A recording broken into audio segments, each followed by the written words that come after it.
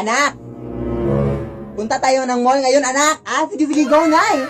Sige, mabihis ka na, anak. No, hindi na ako magbibihis na. Ito na lang susutin ko. Sige, labas ka lang muna ng kwarto, anak, kasi magbibihis ako dito sa kwarto.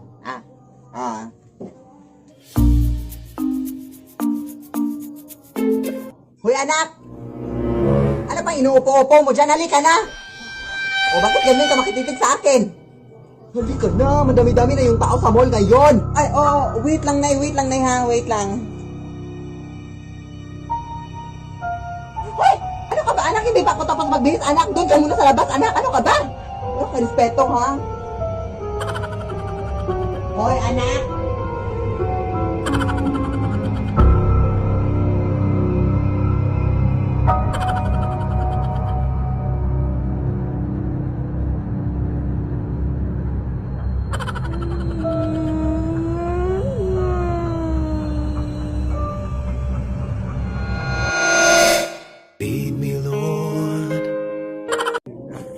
Anak!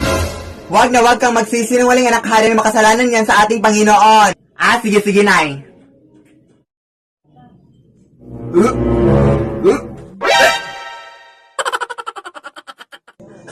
Buntis ka ba, anak? Bakit ka nagsusuka dyan?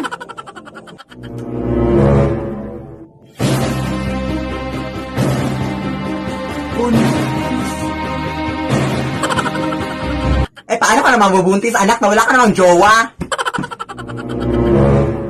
May jowa ka? Sos, di ba, anak, sinabi mo sa akin na nagkawala na kayo ng jowa mo ko last month? Sos, anak, di ba sinabi mo rin sa akin na baog yung jowa mo kaya hindi na kayo magkakaanak? Sos, okay lang yun, anak. Basta ang importante, anak, isa lang yung jowa mo at loyal ka sa kanya at happy-happy yung family niyo. Ilan ba yung jowa mo, anak?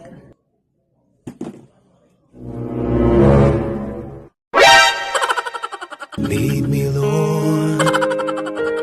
Anak, punta lang ako dun sa bahay nila Aling Marie, ha? Hoy, mag-ingat ka, Nay! Balita ko na marami ng mga tiktik na aswang dyan na kumakain ng mga buntis. O ano naman ngayon, hindi naman ako buntis. Kahit na, Nay, mag-ingat ka pa rin. O, alam ko na yan.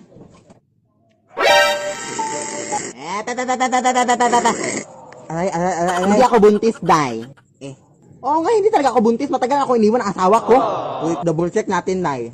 Ito kasi yung ginagamit ng binder para check kung buntis ka. Hindi ka buntis. Pero pwedeng patulong, Day. Ano yun? Pwede i-check mo rin yung sa anak ko para hindi na kami magastugastos pa sa mga pregnancy test na yan. Walang problema, walang problema. So, ano yan, ay? Okay lang yan, anak. I-check ka lang niya. Hindi sa buntis. Sige. Salamat, ha. Ito na lang, Day. 20 pesos pangkain mo kahit papano. Uy.